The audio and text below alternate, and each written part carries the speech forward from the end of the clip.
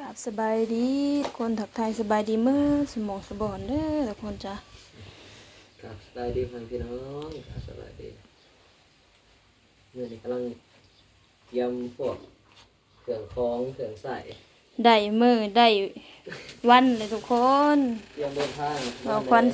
ได้มือได้วันบอกควันสิเดินทางทุกคนเลยก็เลยมาจัดแจงเสื้อผ้าใน ลง การ มือผมเตรียมไว้ เครื่องใส่ทุกคนเอาไปอย่างละน้อยอันนี้กระเป๋าลากทุกคนจักสิใส่ได้สำได้เนาะกระเป๋า4 นิ้ว มีเยอะมัน มีถุงเท้าทุกค ว่าน ตั้งแต่พวกยา สบู่สเบะเป็นยา ต้องขอกินนะตะวัน เนี่ยกินกับเอาไปบรายทุกคนมาหมากกับ3 4 5 ซองแล้วก็แผบกระทงหน่อยทุกคนบ่พ่อกับบัดผู้บ่อนซื้อก็จะไปซื้อทุกคนจะสะหัวเอาไปแบบนี้เป็นว่ากระทงหน่อยนึง อันนี้เมียเขาซื้อมาให้ คงข่อย มาซื้อมาให้ แต่เอาไปก็เอาไปมันเอาไปได้ดิ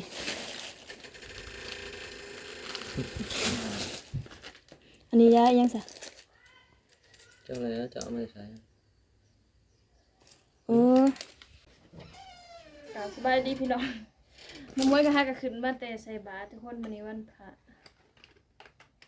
สิมาเตรียมจัดเจียงของให้บ่าวควันเตรียมไว้หมดเลยคิดไปเลยก็น้ำตาสิไหลทุกคนถือหมวกถือหยังไป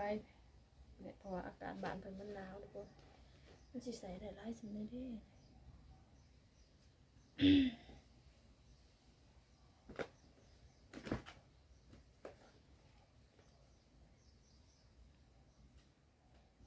เสื้อผ้าก็จะได้เอาไปบรายแล้วทุกคนบอกว่ากระเป๋ากับบ่ใหญ่ปานใดเนาะ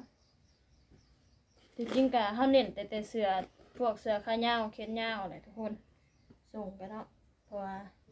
อยู่บ้านเพิ่นมันหนาวช่วงนี้ประเทศเพิ่นมันหนาวทุกคน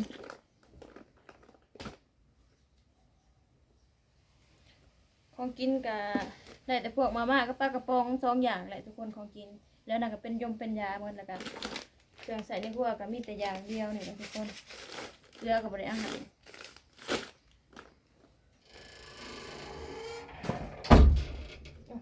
ประตูไปขังแหละทุกคนเอ้ยจะสิเตรียมยังขออัดประตูกันเลยทุกคนมันดังเน้นแน่ก็เสียแค่ยาวเลยทุกคนเสียแค่สั่นเอาไปบนลาย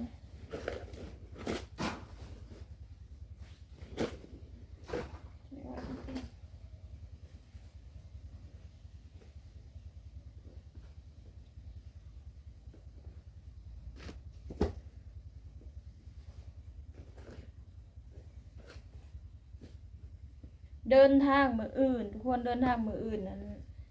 บ่แม่นขอโทษขออภัยทุกคนเดินทางมือนี้ตอนแรกมือนี้ทุกคนมืออื่นนั้นอมโฮมอยู่เวียงจันทน์เนาะมือฮือได้ขึ้นยนต์ทุกคน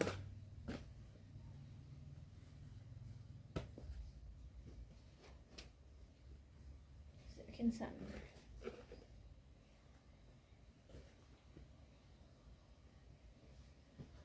2 3 4 5เสียขึ้นสั่นหา6 โตทุกคนถือไว้สุขายาวในใจเขาก็อยากให้ถือร้ายแหละทุกคนเพราะว่าไปผลยามันแพงเด้แต่ตัว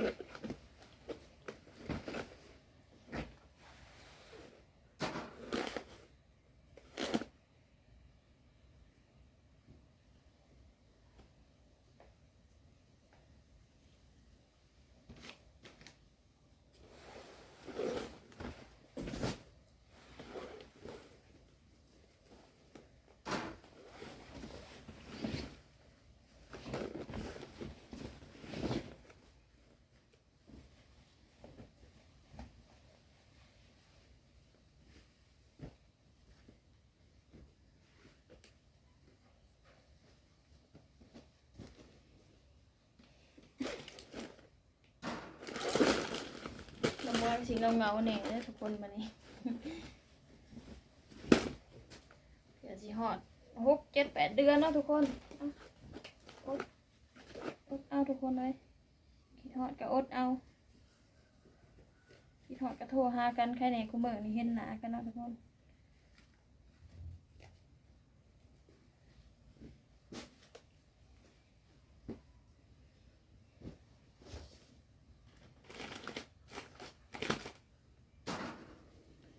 ตั้งแต่พับผ้านี่ก็หน้าที่นี่ก็แล่นไว้แท้ทุกคนเลย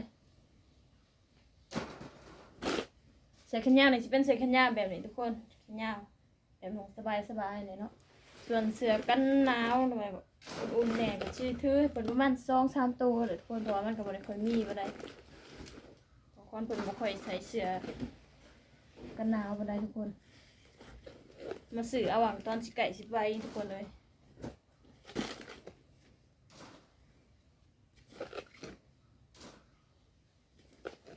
พับไปพับมาเนี่ยมันสิบ่ได้เพราะสำได้เ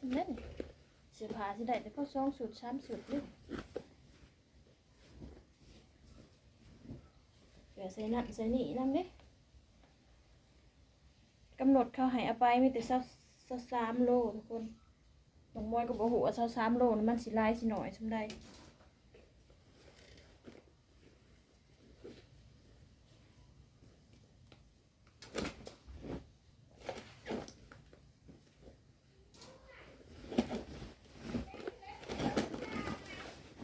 อยู่ในตู้ถ้วย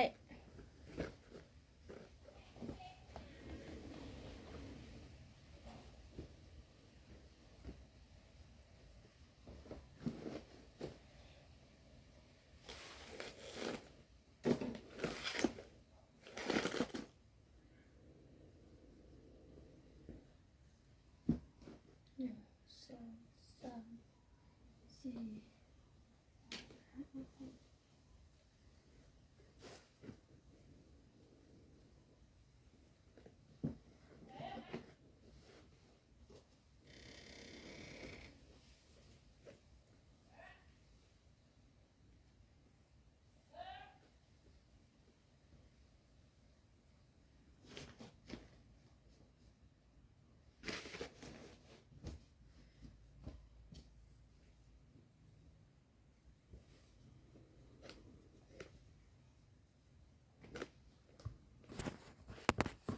นี่สิมาจัดแนวกินทุกคนจัดเสื้อผ้าแล้วเรียบร้อย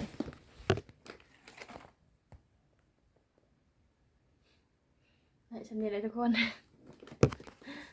เดี๋ยวยังมีอีกตัวว่าท่านได้แหงทุกคนลงไปยิงตาไป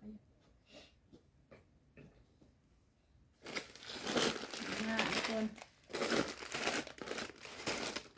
หน้าหาห่อทุกคน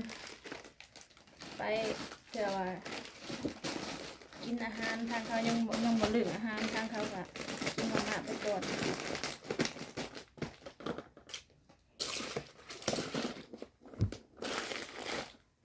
สบู่3ก่อนมวยก็ยังบ่ฮู้ว่ามียังแหน่จัดได้แหน่เนาะบ่เคยคน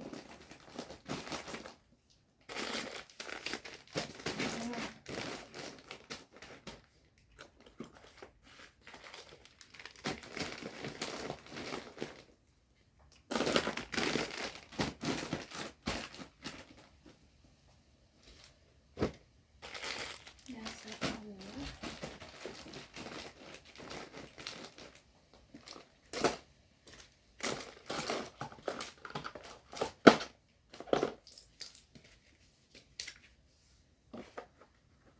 มีน้ำอมยาดีจิบคอทุกคนอันนี้ยาแปะขมับ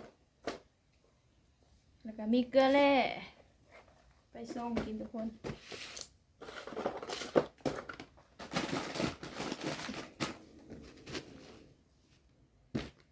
โอเคก็สิได้แล้วบัดนี้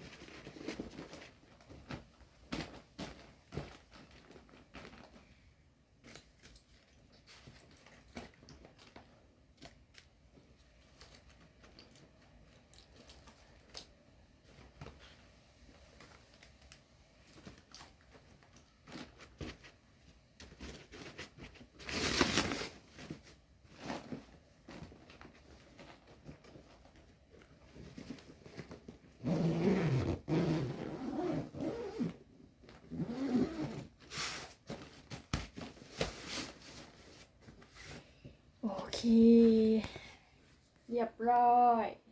เหลือแต่พวกนี้ทุกคนบัดนี้พวกนี้ก็จะเอาไว้ทางนี้เนาะก็สิให้เพิ่นใส่เอาเกลือไปนำทุกคนแล้วก็สิใส่เกลือบ่ได้สิใส่ได้อยู่บ่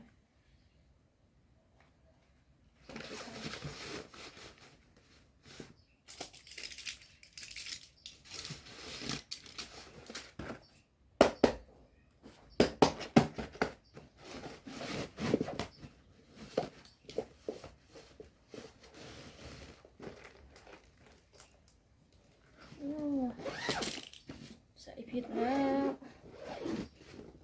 10 นาทีทุกคนไว้แท้ ขอปิดอีกเด้อโอเคทุกคนแล้วเรียบร้อยมานี่มีแต่ว่าเสื้อผ้านะยังสิได้เอามาใส่ทุกคนนี่มาทับตัวนี้เนาะเพราะว่าทองนี่มันก็มันยังโลกอยู่ได้เวลาเอามาตั้งอะก้อยว้ายสิหม่นเลยเนาะ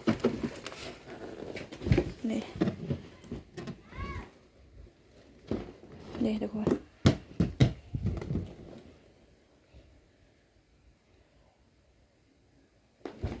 โอเคเลยเนาะได้เลยเนาะทุกคนมันนี่มีแต่เสื้อผ้ายังเหลือกับบัวลายเนาะทุกคนเลยยัง4-5 โตวนี่แหละตัวน้องมวยสักวานนี่บ่ทันได้แหงทุกคนยังแต่เสื้อแขนยาวและเสื้อน้องมวยอันนี้เอาบ่าวควันถือไปเสื้อกันหนาว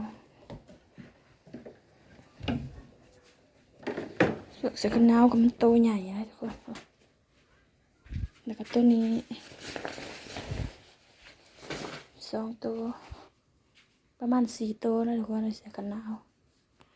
แล้วทุกคนน้องมวยจะได้ลาคลิปแต่เพียงนี้เลยเด้อทุกคนเลยตอนถ่ายคลิปก็บ่ได้ค่อยเว้าค่อยหยังทุกคนเลยมั่วแต่พับผ้าเนาะนี่ก็10:30แล้วทุกคนเลย4 โมง3 โมง4 โมงก็ได้ไปส่งบ่าวควันเลยนะทุกคนอยู่ตัวเมืองแล้วก็โทรศัพท์เครื่องนี้กับบ่าวควันเพิ่นสิได้ถือไปนำทุกคนเพิ่นสิได้ถ่ายคลิปหรือบ่แนวใดก็ทุกคนฝากติดตามนำในเด้อทุกคนเลยเพิ่นสิมีคลิปหยังลงให้ทุกคนเบิ่งหรือว่าไปฮอดผู้กับบ่มีเวลาบ่ได้ถ่ายก็คือสิบ่ได้ถ่ายทุกคนถ้าก็สิให้เพิ่นถ่ายลงให้เบิ่งอยู่เนาะทุกคนเด้อถ่ายเทื่อนึงนั่นแหละเพราะว่าเฮาไปทำงานเนาะก็อาจสิบ่มีเวลาได้ถ่ายเพราะปานใดทุกคนนี่แหละทุกคนเลยบ่เคยจัดกระเป๋าอันนี้จักเถื่อทุกคน มาจัดครั้งแรกจักแบบใดเนาะจักเอาหยังแหน่ไปแหน่จักอะไรใส่บ่อนใดแหละไปหอดผู้ปกครองเพิ่นจังคนเอาเองทุกคนเลยฝากเป็นกำลังใจให้เด้อน้องมวยก็เว้าติดๆขัดๆเว้าถือว่าผิดก็ขอโทษขออภัยทุกคนเลยจังได๋ก็พอกันคลิปหน้าสบายดี